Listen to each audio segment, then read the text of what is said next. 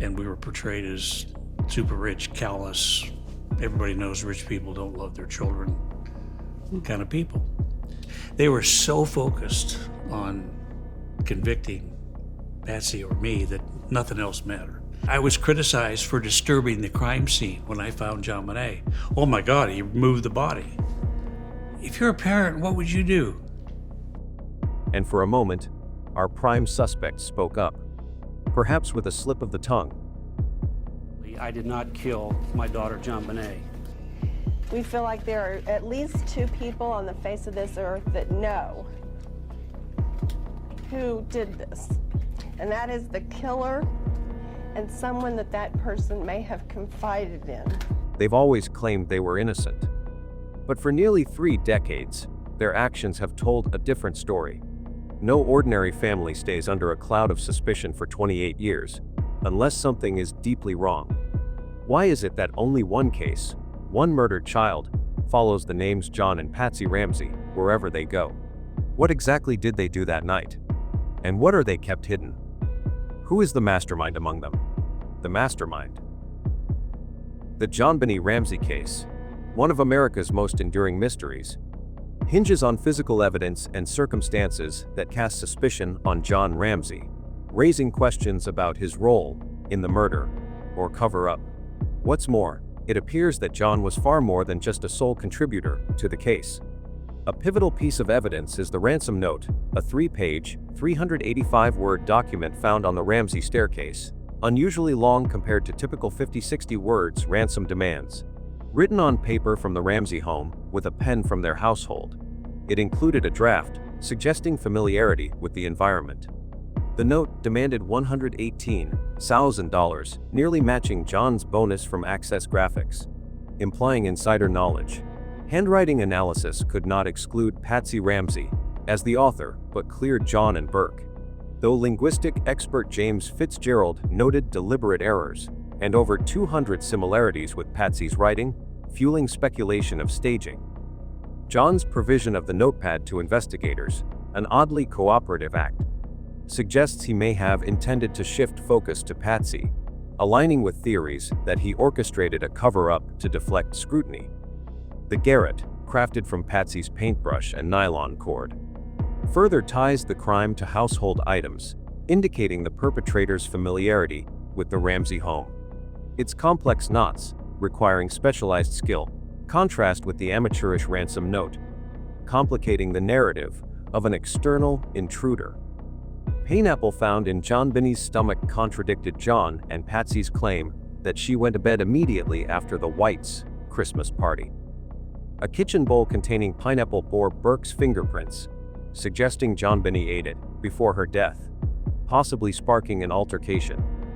This discrepancy in John's timeline, claiming JonBenét was asleep, raises doubts about his account and supports theories of a family-related incident, potentially involving Burke, which John may have sought to conceal. JonBenét's body, discovered by John in the basement wine cellar, provides critical but controversial evidence. Found lying on the floor, covered with a white blanket, her mouth taped, hands tied above her head with nylon cord, and neck strangled by the garrote, the scene suggested deliberate staging. John's actions, carrying the body upstairs, removing the tape, and disturbing the scene, severely compromised evidence. An unusual move for a grieving father that drew suspicion from investigators like Linda Arndt. Arndt noted John held JonBenét unnaturally, with her head above his, face toward him, and body extended outward, unlike a typical parental embrace in grief, suggesting possible detachment or intent to obscure evidence. Autopsy findings revealed prior vaginal trauma from 7 to 10 days earlier, hinting at prolonged abuse.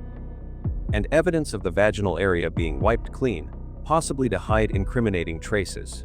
Unconfirmed reports of fibers matching John's shirt, found in JonBenét's underwear and vaginal area, though never presented in court, intensify speculation of his direct involvement, despite their lack of official corroboration.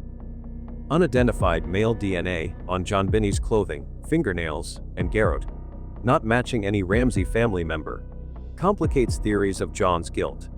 A 2016 forensic report suggested this DNA might stem from two individuals, adding ambiguity. While this evidence supports the intruder theory, it does not fully absolve John, as he could have staged the scene to exploit such findings.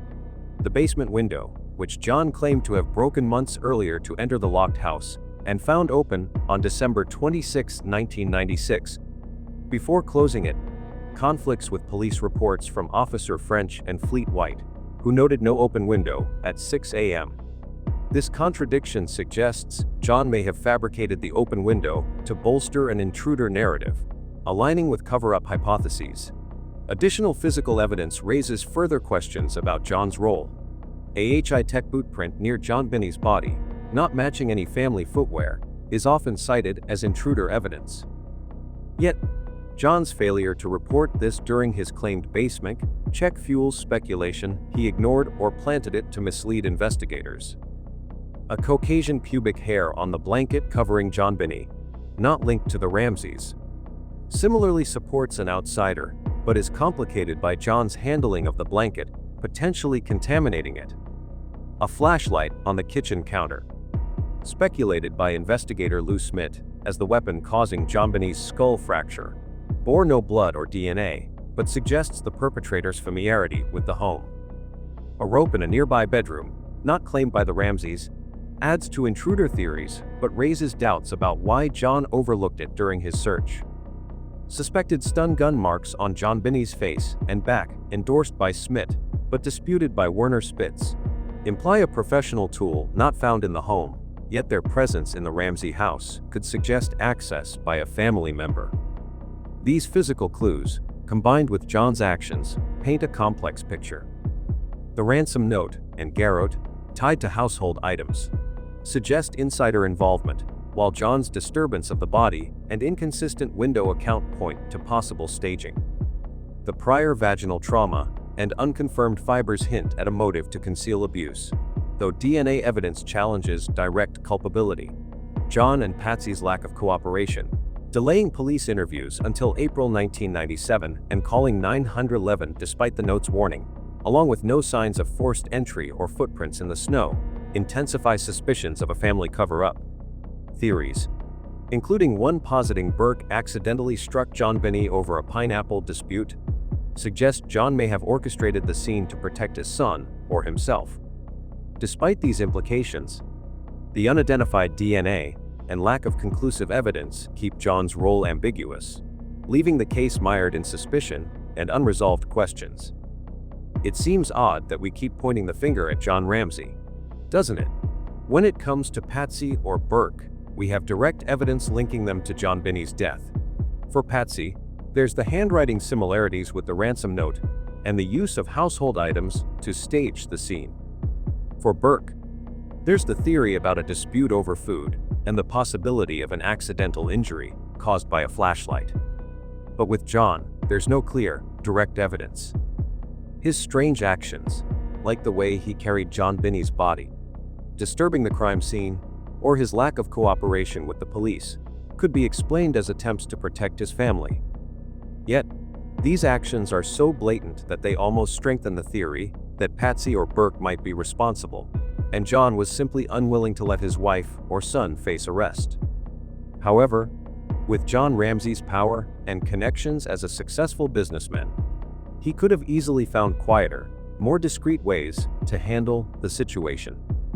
The fact that he allowed the scene to become so chaotic, with an unusual ransom note and actions that complicated the investigation, suggests he needed a loud, messy story to cover something up. What was John trying to hide with all this noise? As for Patsy, we have compelling reasons to suspect her, from the ransom note to her unusual behavior during the 9/11 call. But we'll dive into those details later. For the motives, Patsy's psychological state on the night of December 25, 1996, was marked by intense stress from a packed holiday schedule, including parties and preparations for a family trip. As a mother managing John Cate's demanding pageant schedule, she faced relentless pressure to uphold a perfect family image, compounded by her role in coordinating the 6-year-old's high-profile activities. Her history as a cancer survivor, Diagnosed with ovarian cancer in 1993 and in remission by 1996, likely heightened her emotional fragility, making her more susceptible to a breakdown under the holiday strain.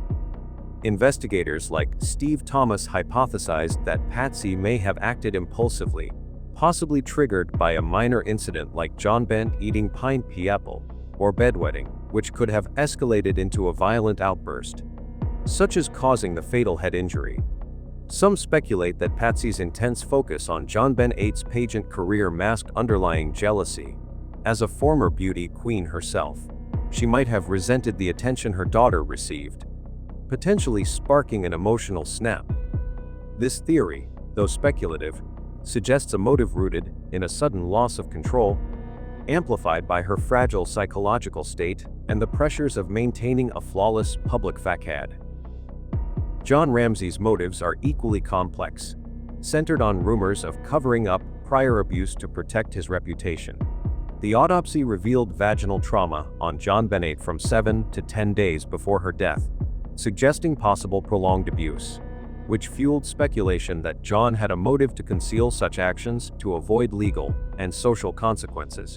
As CEO of Access Graphics, with a $118,000 bonus reflecting his high standing in Boulder's elite community, John faced immense pressure to maintain a pristine public image.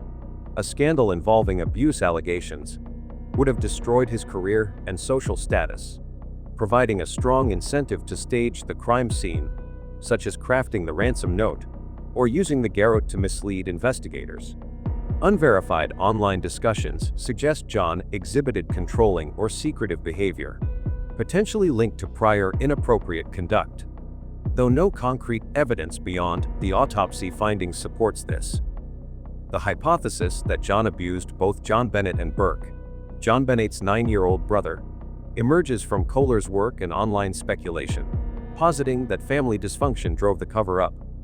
However, no forensic evidence, such as DNA or medical records, confirms abuse of Burke, making this aspect highly speculative.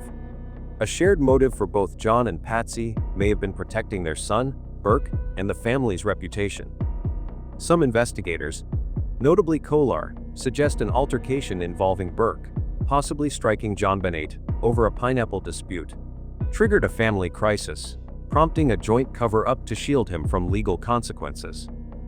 The pineapple, found in JonBenét's stomach, contradicting the Ramseys' claim that she went to bed immediately, supports this theory, as does the presence of Burke's fingerprints on a kitchen bowl. John and Patsy's unified actions, such as delaying police interviews and inviting friends to the house after the 9/11 call, suggest a coordinated effort to control the narrative, possibly to protect Burke or conceal abuse. The ransom note, demanding John's exact bonus amount and written on household paper, further implies insider involvement, with John orchestrating the staging to divert suspicion. Yet, unidentified male DNA on JonBenét's clothing and garrote, not matching any Ramsey, complicates these motives, supporting an intruder theory and leading to the family's 2008 exoneration by DA Mary Lacey. The absence of forced entry and John's questionable actions, like disturbing the crime scene, keeps suspicions alive. Following the murder, Ramsey on December 26, 1996, John and Patsy Ramsey employed strategic measures to manage the intense media scrutiny that enveloped their family. Recognizing the power of public perception, they swiftly hired a formidable team of lawyers and public relations experts to shape the narrative surrounding the case. This team worked diligently to promote the theory of an intruder, emphasizing evidence, like the unidentified DNA, found at the scene to deflect suspicion from the Ramseys. By carefully controlling the story, they aimed to counter the media's portrayal of the family as suspects. The Ramseys understood that an aggressive media campaign could mitigate the damage caused by rampant speculation and sensational headlines, positioning them as victims of a tragic crime, rather than perpetrators. To further shield themselves from the media's relentless probing, John and Patsy adopted a deliberate approach of limiting public appearances. They avoided frequent interviews, reducing the risk of misquotes or confrontational questions that could unravel their defense. When they did engage with the press, they relied on meticulously prepared statements to assert their innocence and reinforce the intruder theory. These statements were crafted to avoid impromptu responses that might expose vulnerabilities or invite further scrutiny. By maintaining a low profile and speaking only through controlled channels, the Ramseys ensured their narrative remained consistent, minimizing opportunities for the media to exploit inconsistencies or provoke damaging revelations. Beyond these direct media strategies, the Ramseys' legal team played a pivotal role in managing their public image through selective public statements. Their lawyers issued carefully worded releases that highlighted the unidentified DNA evidence, reinforcing the notion of an external killer and diverting attention from the family. This approach not only bolstered the intruder theory, but also kept the public and media focused on perceived investigative shortcomings rather than the Ramseys' own actions. Years later, after their exoneration in 2008, John Ramsey capitalized on media platforms to criticize the Boulder police for their failure to pursue advanced DNA analysis. This tactic shifted blame onto the authorities, portraying them as incompetent and redirecting public pressure away from the family. By strategically using media to challenge the investigation's efficacy, John maintained the narrative of a grieving father seeking justice, further distancing himself and Patsy from suspicion. The Ramseys' media strategies were complemented by their interactions with the investigation, which indirectly influenced public perception. For instance, their decision to invite friends like Fleet and Priscilla White to the house shortly after Patsy's 9/11 call at 5:52 a.m. on December 26, 1996, muddied the crime scene, complicating the police's ability to collect clean evidence. This move, whether intentional or not, fueled media debates about investigative mishandling, drawing attention away from the family. Additionally, John's prompt handover of the notepad used for the ransom note, as discussed on Web Sleuths, was perceived by some as an attempt to steer suspicion toward Patsy, subtly shaping the media's focus. Their legal team's alleged informal meetings with District Attorney Alex Hunter further suggest efforts to influence the investigation's direction, which in turn affected media narratives by delaying or preventing charges.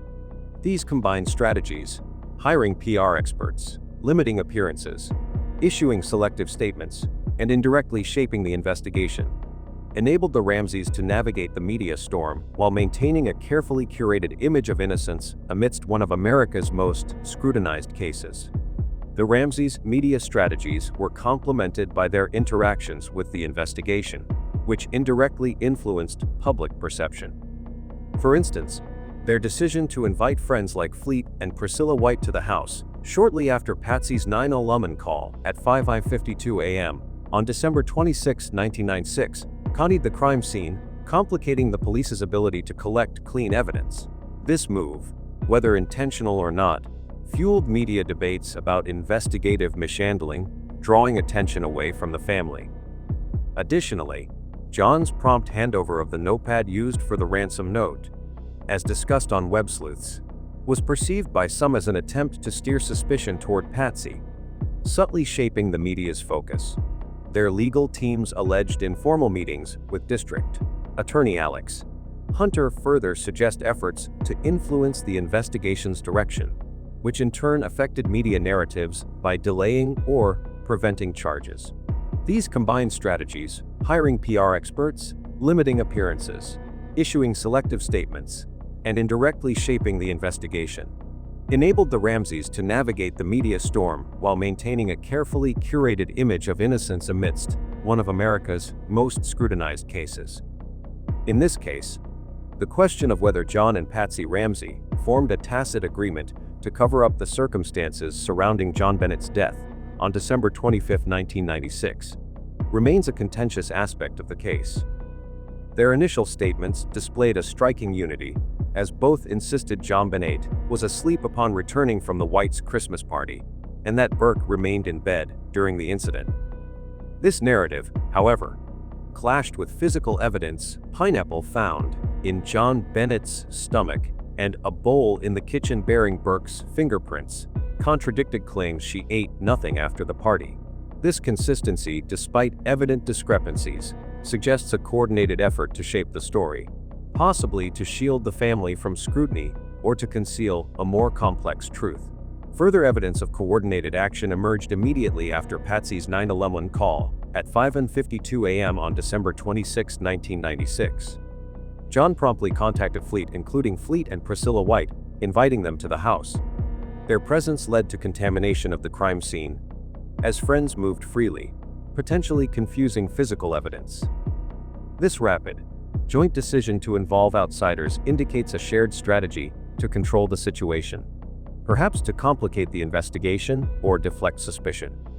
Such coordination hints at an implicit understanding between John and Patsy whether to protect their son Burke or to obscure other incriminating details. One hypothesis posits that John, with his calculated and composed demeanor, manipulated Patsy into participating in a cover-up, such as writing the ransom note or staging JonBenét's body. This theory suggests John's motive was to protect the family's reputation or conceal alleged prior abuse, leveraging Patsy's emotional distress to ensure her compliance. The agreement may not have been explicit, but rather a tacit collaboration driven by mutual fear of legal consequences, loss of social standing, or the unraveling of their carefully curated family image. Patsy's willingness to participate could stem from a desire to shield Burke or preserve the family's facade, aligning with her role as the emotional anchor of the household. However, counterarguments challenge the existence of a deliberate pact. No direct evidence, documents, confessions, or physical traces confirms a clear agreement to stage the crime. Their coordinated actions could reflect a natural response to panic rather than a premeditated plan. The presence of unidentified male DNA on JonBenét's clothing and garrote, which did not match any Ramsey family member, bolsters the intruder theory and undermines the idea of a family cover-up. Moreover, District Attorney Alex Hunter's 1999 decision to reject the grand jury's recommendation to charge the Ramseys with child abuse, resulting in death and accessory to a crime, suggests insufficient evidence to prove collusion. The DNA and Hunter's inaction imply that any agreement, if it existed, was either poorly executed or unnecessary, as the evidence did not conclusively point to the Ramseys. The possibility of a tacit agreement hinges on the balance between coordinated behavior and the lack of definitive proof. John and Patsy's unified narrative and actions suggest a shared intent to manage the crisis, but the DNA evidence and absence of a smoking gun leave room for doubt. Did fear and pressure forge an unspoken pact, or were their actions merely those of a traumatized family? The answer remains elusive, locked in the shadows of an unresolved case. Based on all the evidence and signs, we can somewhat imagine what happened to John and Patsy, and even their plan. On the night of December 25, 1996, the Ramsey family returned from a Christmas party at the Whites' home, exhausted but restless. Patsy, still awake and packing for an upcoming trip, moved through their Boulder mansion as the house quieted. Burke, unable to sleep, slipped downstairs to snack on pineapple, a bowl prepared earlier, likely by a maid, as its complexity, pineapple in milk with a glass and tea bag, seemed beyond a 6-year-old's effort. JonBenét, hearing her brother, joined him in the kitchen, sharing the snack. The two then wandered to the basement, where Burke played with his new train set. Known for behavioral issues, including a prior golf club incident and troubling habits, Burke grew irritated by JonBenét's interruptions. In a moment of frustration, he grabbed a nearby flashlight and struck her on the head. Alarmed when she didn't wake, he poked her with train tracks, hoping to rouse her. Panicked, he ran to Patsy, confessing that JonBenét was hurt and unresponsive. Patsy, frantic, summoned John, and the two rushed to the basement. JonBenét appeared lifeless, though she was still alive, her breathing faint. They sent Burke to his room with strict instructions to stay put and claim he slept through the night. John, always calm and strategic, assessed the situation. He realized an autopsy could reveal prior sexual abuse he feared would implicate him, as the autopsy later noted vaginal trauma predating the night. To protect himself, John devised a chilling plan: stage a kidnapping to deflect suspicion, but ensure the evidence pointed to Patsy alone. He convinced a hysterical Patsy that Burke's accidental blow could destroy their family, jail for her, loss of Burke, and ruin of their social standing. Desperate and trusting John's rationality, Patsy agreed to a cover-up, unaware of his true motive to shield himself from abuse allegations. John instructed Patsy to write a ransom note, using household paper and referencing his $118,000 bonus to tie it to her. He provided loose guidelines, including a demand for a suitcase of money to justify him leaving the house to dump the body.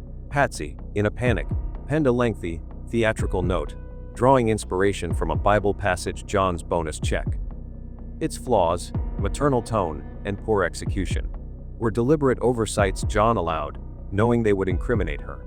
While Patsy wrote, John acted alone, performing a mild sexual assault on JonBenét's body with Patsy's paintbrush, expecting an autopsy to attribute any abuse to this act, not realizing it would still reveal prior trauma. He used the paintbrush to further link the crime to Patsy, leaving it at the scene. John meticulously wiped down evidence, tied to himself and Burke, took a shower to eliminate traces, and disposed of his clothes, while ensuring Patsy's fingerprints, fibers, and presence remained untouched. He denied her time to shower or change, preserving evidence against her. The original plan was to dump JonBenét's body in a suitcase from John Andrews' room, staging a kidnapping. However, John, calculating the personal risk of being seen, pivoted. He told Patsy the body wouldn't fit, or that it was too dangerous, convincing her to hide it in the basement wine cellar instead. To muddy the investigation, he suggested inviting friends over, claiming the ransom note would lure them to help find JonBenét, potentially framing them as intruders. Patsy, still trusting, complied, placing the note on the floor as John showered. During the 9/11 call at 5:52 a.m., Burke briefly emerged, asking, "What did you find?" revealing his knowledge of JonBenét's injury, but was sent back to bed to maintain his alibi. John approved the flawed note, knowing its inconsistencies would point to Patsy, and insisted on an immediate police call, citing their planned flight, ensuring Patsy remained unwashed to preserve incriminating evidence. As hours passed, the friends, Fleet and Priscilla White among them, failed to find the body, frustrating John's plan. Fearing more police would arrive, he discovered JonBenét himself, carrying her upstairs to contaminate the scene for any residual DNA. John's alibi was simple. He claimed to have slept all night, woken by Patsy's screams, and read the note in his underwear, a story with minimal details to avoid slip-ups. Burke's identical alibi required little coaching. He was asleep until the commotion. Patsy, burdened with lies about the note and timeline, contradicted herself often, as John intended. When asked for Patsy's writing sample, John handed over the notepad used for the ransom note, deliberately implicating her. The intruder theory was a ruse to manipulate Patsy, not to fool police long-term. John anticipated investigators would see through it, focusing suspicion on Patsy due to the mountain of evidence, her paintbrush, note, and unwashed state. The plan succeeded beyond expectation. Police incompetence and DA Alex Hunter's refusal to prosecute 1999, despite the grand jury's indictment, ensured no charges. Patsy's sister later removed evidence under the guise of funeral preparations, further clouding the case. Unidentified male DNA on JonBenét's clothing complicated the narrative but didn't derail John's scheme. Patsy, unaware of John's manipulation, was framed as the culprit, while he remained untouchable. Only a confession could unravel the full truth, but John's calculated moves left Patsy as the unwitting Patsy in a masterfully orchestrated cover-up. However, the hypothesis that John Ramsey orchestrated a complex cover-up to conceal prior sexual abuse of JonBenét by manipulating Patsy into staging a kidnapping and taking the blame raises serious issues when scrutinized, particularly regarding whether a father and husband could execute such a ruthless plan. This analysis examines the psychological feasibility, evidential contradictions, practical challenges, and ethical concerns surrounding John's alleged actions, drawing on established sources to highlight the hypothesis's shortcomings. Psychologically, the hypothesis demands that John, a successful businessman and father to JonBenét and Burke, possess an almost sociopathic level of callousness. It posits he desecrated his body with Patsy's paintbrush to mask prior abuse and framed his wife, exploiting her panic. While John is described as calm and strategic, no evidence suggests traits of antisocial personality disorder or a history of manipulative cruelty. A father, even one seeking to hide wrongdoing, would likely struggle to harm his deceased child's body, an act requiring profound detachment. His relationship with Patsy further complicates this narrative. John relied on Patsy as a loyal partner, evident in their unified public appearances. Betraying her so deeply contradicts their consistent collaboration under media scrutiny. Patsy's lack of suspicion toward John, even until her death in 2006, undermines the idea of manipulation, as a betrayed spouse might have shown signs of doubt or resistance. If John sought to protect himself from abuse allegations, his motive would likely extend to shielding the entire family, including Burke, rather than risking their stability by framing Patsy. Evidential contradictions further weaken the hypothesis. Unidentified male DNA on JonBenét's clothing and garrote, not matching any Ramsey family member, supports the intruder theory and conflicts with John's alleged control over the crime scene. A strategic planner would have anticipated the risk of such evidence undermining his scheme, yet the hypothesis assumes he overlooked it while meticulously wiping his and Burke's traces. The ransom note, tied to Patsy through handwriting, and John's $118,000 bonus, is framed as a deliberate flaw to incriminate her. However, a husband aiming to protect his family would likely refine the note to avoid suspicion falling on them collectively. John's prompt handover of the notepad used for the note could indicate cooperation rather than an intent to frame Patsy, especially as he never distanced himself from her publicly.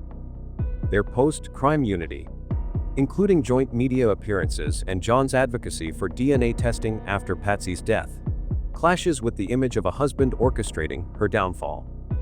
The hypothesis's practicality is another weak point.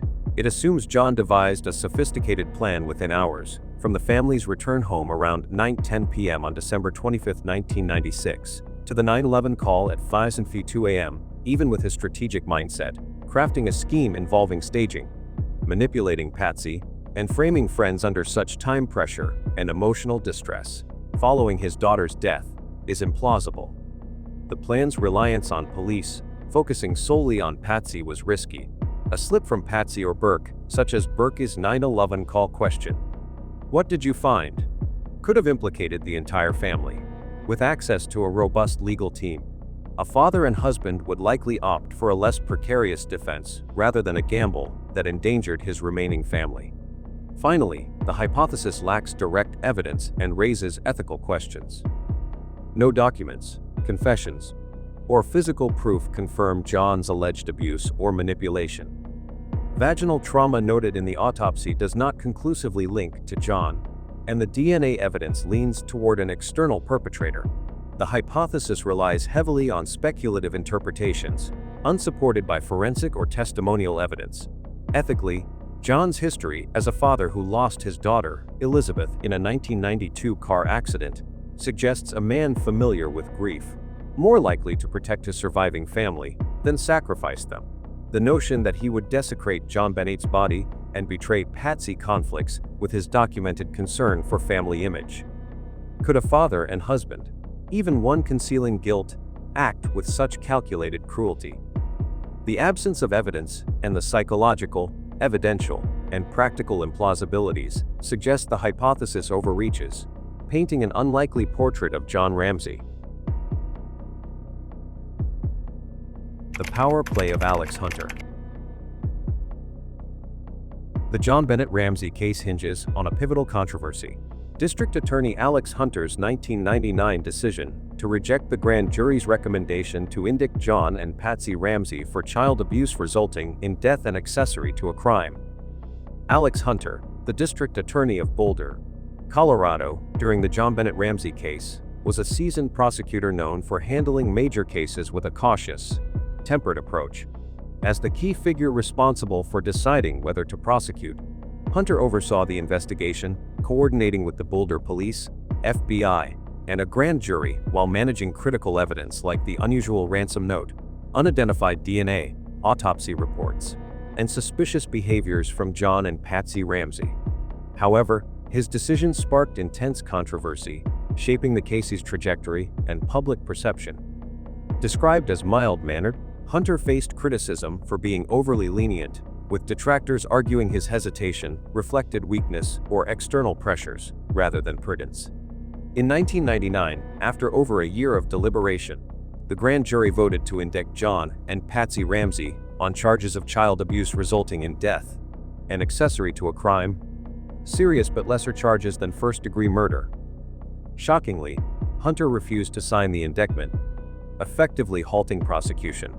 He concealed the grand jury's decision from the public and media, a move only revealed in 2013 when court documents were unsealed, prompting outrage and accusations of betraying justice. Hunter's rationale centered on the unidentified DNA evidence, which he believed weakened the case, making it unlikely to meet the beyond a reasonable doubt standard in court. He also feared a high-profile loss would damage his reputation and Boulder's image as a safe, affluent community. Critics, including investigators like Steve Thomas, accused Hunter of yielding to pressures from national media, local elites with ties to the Ramseys, and the family's powerful legal team, suggesting he prioritized his career and Boulder's reputation over justice. Hunter's reluctance to convene the grand jury initially added to the controversy. Only after Detective Steve Thomas resigned in 1998, publicly criticizing the investigation in a scathing letter, and under pressure from an outraged public and Colorado's governor, did Hunter act. Yet, he limited the grand jury to considering lesser charges, avoiding murder counts to minimize the risk of a failed prosecution, a tactic seen as deflecting responsibility while safeguarding his position. Internal conflicts within his office further fueled debate, with younger prosecutors and investigators like Thomas and Linda Arndt pushing for aggressive prosecution, while Hunter's allies favored caution. Some alleged he deliberately steered the grand jury toward a Ramsey-friendly narrative, supported by high-profile consultants like Dr. Henry Lee and Barry Scheck, though he tightly controlled information flow. FBI analysts, who dismissed the kidnapping theory and deemed the ransom note fake, expressed frustration with Hunter's refusal to fully leverage their resources, highlighting his apparent dismissal of their focus on the Ramsey family. Hunter's public statements added to the controversy. After the grand jury, he vaguely claimed there was insufficient evidence to file charges, misleading the media into portraying the Ramseys as innocent. His enigmatic remark, "This case will be solved, just not today," was later dubbed the coward's excuse by critics who saw it as an evasion of responsibility. The 2013 revelation of the suppressed indictment intensified public distrust, with many labeling Hunter a betrayer of justice, possibly influenced by Boulder's elite culture or unverified rumors of personal ties to the Ramseys. His failure to pursue early DNA analysis, despite its significance, drew further criticism, with John Ramsey later accusing him of lacking resolve. The case stalled for decades, eroding trust in Boulder's justice system. When Mary Lisi, Hunter's successor, exonerated the Ramseys in 2008 based on DNA evidence, it underscored the contrast with Hunter's inaction. Unsubstantiated online rumors, including online posts and discussions, even suggested corruption or financial ties to the Ramseys, though no evidence supports this. The lingering question remains: if the grand jury sought charges, who truly held the power over justice in this case? Was Hunter's caution a prudent choice or a blatant betrayal of accountability? The price of truth. Linda Arndt never imagined that morning would leave her completely alone. For more than 3 hours, she stood as the sole representative of law enforcement inside the Ramsey home, a house filled with chaos, staged grief, and watchful eyes filled with calculation. No backup arrived. No clear orders were given. Surrounded by friends, neighbors, and a pastor moving freely through what should a crude crime scene, Linda knew she had lost control of the situation. In a desperate attempt to break the suffocating tension, she made a risky decision. She asked John Ramsey and Fleet White to search the house for anything unusual. That one decision would lead to a moment that would haunt her forever. John emerging from the basement, carrying his daughter's lifeless body. And in the instant their eyes met, Linda understood everything. A deep, instinctive dread rose within her. Quietly, she placed her hand on her firearm, fingers brushing against the cold metal of her holster. She counted the bullets, 18 in total, not just as a safety check, but as a way of bracing herself for the unthinkable. And I told him to go back to the room and to dial 911. And as we looked at each other, I remember, and I wore a shoulder holster, tucking my gun right next to me and consciously counting, I've got 18 bullets. She was ready for whatever might happen inside that house. But her isolation didn't end that morning. In the months and years that followed, Linda became the perfect scapegoat. The Boulder Police Department quickly pointed fingers, blaming her for losing control of the investigation and branding her as the reason everything fell apart.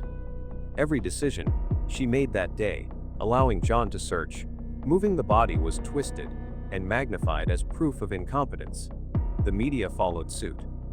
Former colleagues, even those who had been there with her, turned their backs. Linda Arndt was no longer just the lone detective from that December morning. She became the lone woman left to carry the weight of a case she had seen clearly from the very beginning, while everyone else chose to look away. For years, Linda Arndt was portrayed as the lone voice of suspicion, the detective who stood against the tide, convinced of the Ramseys' guilt. But the truth is, she was never truly alone. Beneath the surface, a much larger network of doubt had already formed, quietly aligning with her instincts. Inside the Boulder Police Department, suspicion toward John and Patsy Ramsey wasn't limited to Linda. Dozens of detectives, crime scene analysts, and investigators within the department questioned the parents' behavior from the beginning. Many shared Linda's belief but lacked either her willingness to speak out or the platform to be heard. Then there was the grand jury, 12 members sworn to secrecy, who, after months of reviewing evidence, voted to indict both John and Patsy on charges related to child abuse resulting in death. Their decision, later buried and concealed by the district attorney, proved that Linda's doubts were shared by those with legal authority. Outside the courtroom, at least 7 prominent forensic experts and criminal investigators publicly voiced their suspicions about the parents' involvement. Names like Gutter Michael Baden, James Kohler, and Drustar Werner Spitz became attached to the case, each pointing to glaring inconsistencies in the Ramseys' story. The media was relentless. Major networks, newspapers, and documentaries raised questions about the parents' role in the crime. Dozens of outlets, ranging from tabloids to respected news organizations, kept their focus firmly on the Ramsey household. And then, a 1999 CBS poll revealed that 52% of Americans believed that John and Patsy Ramsey were involved in their daughter's death, a figure that represented millions of people across the country. This wasn't just media-driven hysteria, it was a reflection of deep, widespread unease. Even among those closest to the family, suspicion lingered. At least 2 neighbors, Scott Gibbons and Melody Stanton, expressed doubts about the Ramseys' innocence. Their whispers joined the chorus of quiet speculation that had been growing since day one. Linda Arndt may have stood alone in that living room, but she was far from alone in her suspicion. She didn't lack support. What she lacked, what they all lacked, was the power to turn doubt into justice. But Linda's suspicion wasn't just an isolated gut feeling. It echoed across every level of the case, reverberating through law enforcement, the legal system, and even the public itself. Within her own department, Linda was far from alone. Dozens of Boulder police officers, detectives, crime scene technicians and investigators shared her suspicions about John and Patsy Ramsey. They questioned the parents' behavior early on, recognizing the same inconsistencies and manipulative tactics that Linda had seen firsthand. Yet most remained silent, buried under a collapsing chain of command, and a fear of challenging the power surrounding the Ramseys. Then there was the grand jury, the only group with actual legal authority to pass judgment. After an exhaustive review of the evidence, all torturers voted to indict both John and Patsy Ramsey on charges of child abuse resulting in death. Their decision was hidden from the public for over a decade, buried by the district attorney's office. But it proved one thing beyond data wasn't alone. People with full access to the evidence reached the same chilling conclusion. Forensic experts and seasoned investigators also weighed in. At least 7 high-profile professionals, including Drew Stair, Michael Baden, James Kolar, and Drusser Werner Spitz, publicly raised serious concerns about the Ramseys' involvement. Their assessments, based on physical evidence, crime scene behavior, and pathology, pointed squarely toward the parents. The media, too, played its part. Dozens of major outlets kept the spotlight fixed firmly on the Ramseys, questioning their story at every turn. And the media coverage wasn't just about ratings. It reflected a broader unease shared by reporters, editors, and producers who saw something deeply wrong in the case. Public opinion mirrored this skepticism. A CBS poll conducted in 1999 revealed that 52% of Americans believed John and Patsy were involved in their daughter's death. A staggering figure representing millions of people. Even those who lived closest to the family weren't convinced. At least 2 neighbors, Scott Gibbons and Melody Stanton, publicly voiced doubts about the Ramseys' innocence. Their proximity to the events gave their words weight, adding yet another layer to the widespread suspicion. When viewed together, these numbers tell a story of their own. Linda Arndt wasn't standing on an island. She was standing at the center of an invisible crowd, one made up of police officers, legal authorities, scientific experts, journalists, neighbors, and ordinary citizens, each whispering the same unspoken truth. But there's a difference between suspicion and power. Linda had plenty of the former. What she and all those others lacked was the legal power to turn that suspicion into justice. In the end, after all the media storms, the finger-pointing, and the decades of speculation, Linda Arndt's voice remained unchanged, calm, steady, and terrifyingly certain.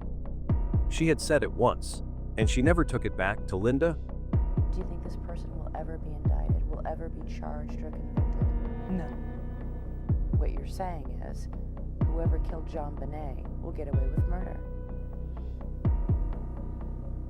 Yes. it was never a question of doubt. It wasn't about the missing Dina, or the failed prosecution, or the politics inside the DA's office. She had seen what others refused to see. She had been there, inside that house, locked in a room with the very people she believed were responsible. She had looked into their eyes, watched their movements, heard every carefully crafted word, and understood exactly what had happened that morning. But her certainty wasn't enough. Prosecutor, she wasn't a politician. She didn't have the power to sway grand juries or manipulate public opinion. All she had was the truth, and no one in power wanted it. Today, Linda Arndt stands as something more than just a detective. She is a living reminder of what happens when the system fails, when truth isn't enough, and when justice becomes nothing more than a mirage. When power beats justice. In the American justice system, the standard for proving guilt in a murder case is nothing short of monumental, beyond a reasonable doubt. It sounds simple, but in practice, it means this: if there is even the slightest sliver of doubt, just 1% the defendant walks free. The system would rather see a guilty person escape than convict an innocent one. That's why the JonBenét Ramsey case was destined for a legal dead end from the beginning. In this case, the evidence was largely circumstantial: behavioral clues, inconsistent stories, suspicious actions, psychological profiles, and Donna, yes, but not the kind that delivers certainty. The unidentified male dye found on JonBenét's clothing didn't match anyone in her family. And that was enough for District Attorney Alex Hunter to back away from the brink. Even when the grand jury voted unanimously to indict John and Patsy Ramsey for child abuse resulting in death, their hands were tied. In Colorado, the grand jury can recommend charges, but only the district attorney can officially file them. Hunter had the final say, and he said no. The dye was his shield. Hunter declared, without a clear match, there wasn't enough to move forward. He pointed to the forensic results as the critical flaw in the case. Even though the dye evidence was far from conclusive, it created just enough doubt to block prosecution. And with the dye unresolved, all the dye evidence, no matter how suspicious, fell just short of that impossible legal threshold. In the eyes of the law, it wasn't enough to prove guilt. In the eyes of the world, it was more than enough to raise suspicion. But suspicion doesn't win convictions. And the Ramseys knew it. In the world of high-profile missing child cases, few names draw more attention than Madeleine McCann and JonBenét Ramsey. Both cases gripped the world. Both involved young, beautiful children from seemingly loving, upper-class families. And both were shrouded in suspicion from the very beginning. But where the McCanns and the Ramseys diverged was in their response to that suspicion. When Madeleine McCann disappeared from a vacation resort in Portugal, her parents became prime suspects almost immediately. The pressure from the Portuguese authorities was relentless, and the media's scrutiny was unforgiving. Yet the McCanns remained cooperative.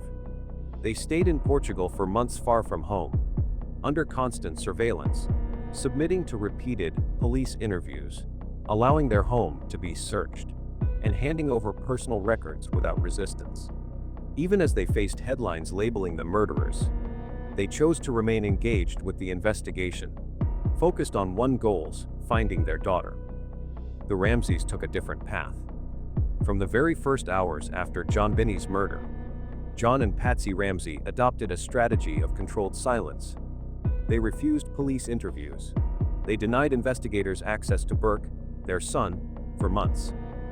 Rather than cooperating with law enforcement, they immediately hired an aggressive team of lawyers, media consultants, and public relations specialists. Their focus wasn't on working with investigators. It was on managing their image. They turned down requests for further questioning, withheld information, and positioned themselves as victims of a witch hunt. Their public appearances were carefully orchestrated, designed to elicit sympathy and deflect blame.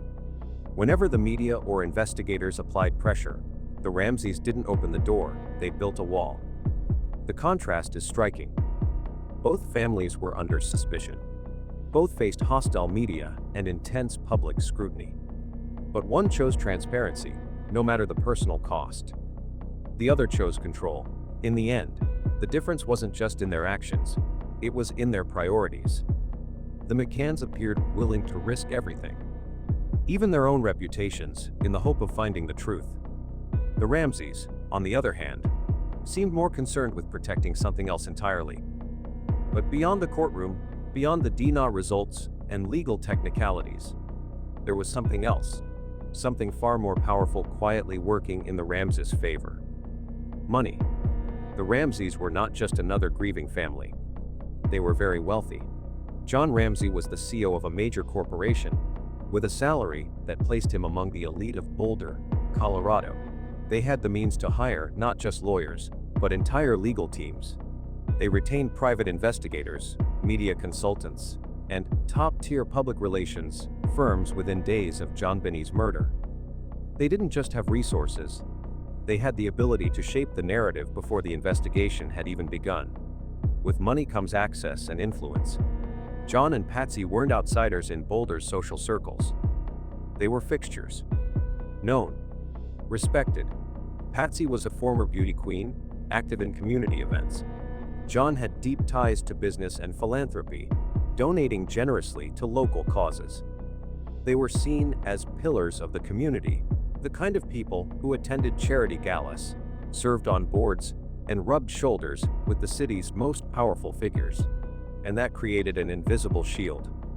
Boulder was, and still is, a relatively small, tightly knit city.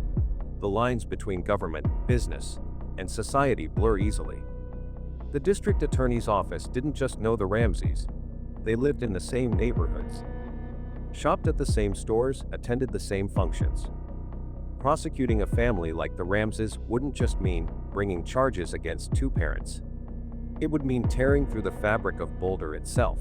There was an unspoken fear of what a public trial could do to the city's reputation, its economy, its sense of security. Fear of what it revealed about the deep connections between those in power. Fear that justice might come at a price no one in Boulder was willing to pay. And in the end, that fear may have been enough to let the Ramseys walk away untouched. In the end, it wasn't just about the evidence. It wasn't just about the Ramseys' money or their social status.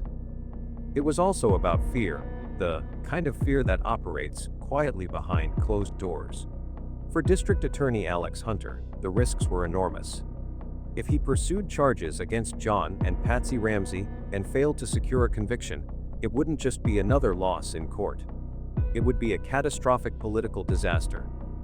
His career, his reputation, even his personal standing in Boulder's elite circles, everything was on the line.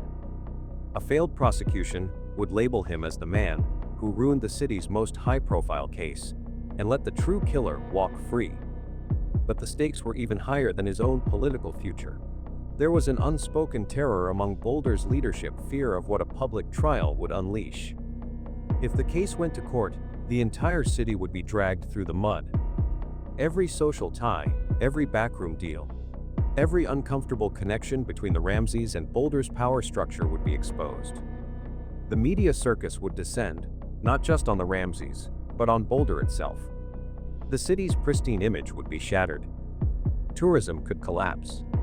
Businesses could suffer. The carefully curated facade of Boulder as an idyllic, safe, prosperous community would crumble under the weight of the scandal.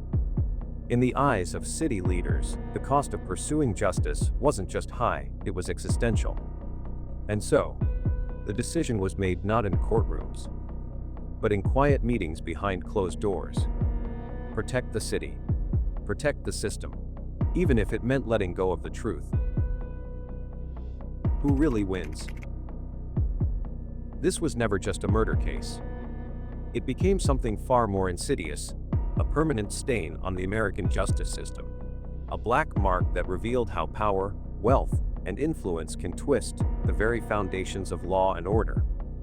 The case of JonBenét Ramsey didn't just expose the cracks in the system. It shattered the illusion that justice is blind. And standing at the heart of it all was Linda Arndt. She became a ghost, a lingering reminder of what happens to those who tell the truth when no one wants to hear it. She wasn't just the lone detective left behind. She became a symbol of every honest voice drowned out by politics, by fear, by the weight of a system that protects the powerful. As for the Ramseys, they didn't need an acquittal. They didn't need a confession. They won long before the first headline was printed. They won with their wealth. They won with their status.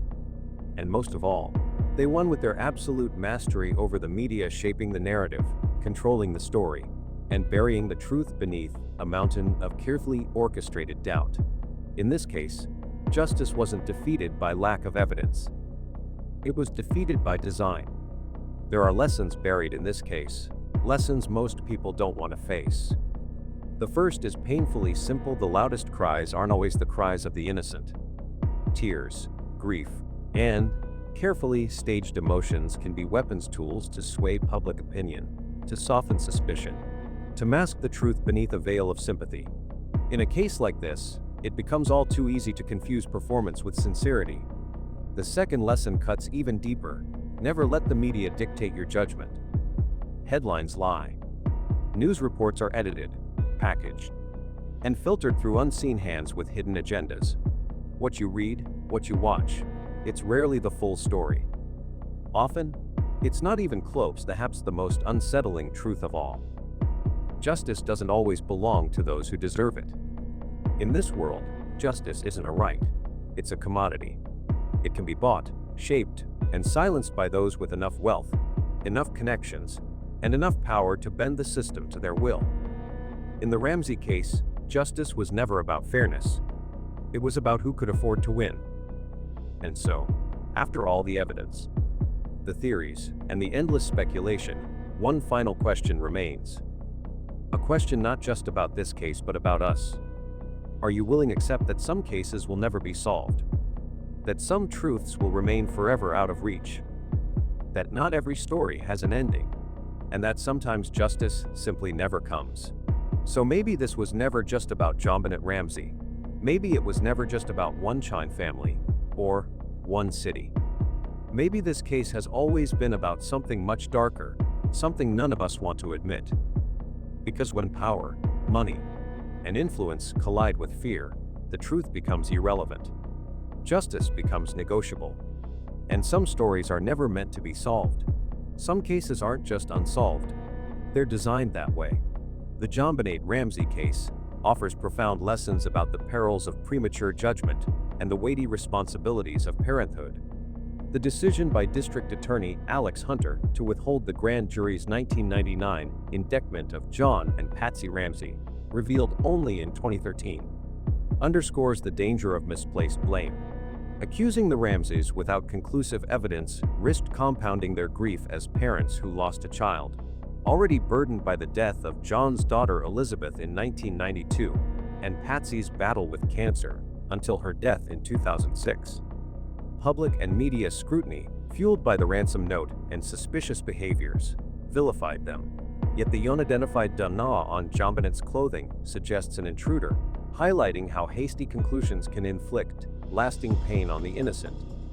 Wrongly blaming John and Patsy would have deepened their trauma, tarnishing their lives without proof, a cautionary tale about the harm of rushing to judgment in unresolved cases. Conversely, if the Ramseys were complicit, as some hypothesized due to the note's ties to Patsy and inconsistencies in their accounts, the case raises unsettling questions about parental responsibility. Could parents, tasked with protecting their child, orchestrate a cover-up or fail to shield her from harm? The possibility of neglect or darker motives challenges the idealized image of family, forcing us to confront the moral obligations of those trusted with a child's safety.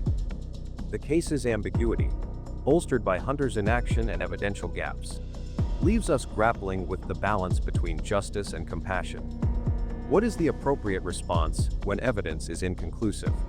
Should we prioritize protecting potential victims of wrongful accusation, sparing parents like John and Patsy further anguish, or demand accountability to ensure justice for a child like JonBenét? The case compels us to weigh the consequences of blame against the pursuit of truth, asking viewers, how do we navigate the fine line between seeking justice and preserving human dignity in the face of uncertainty?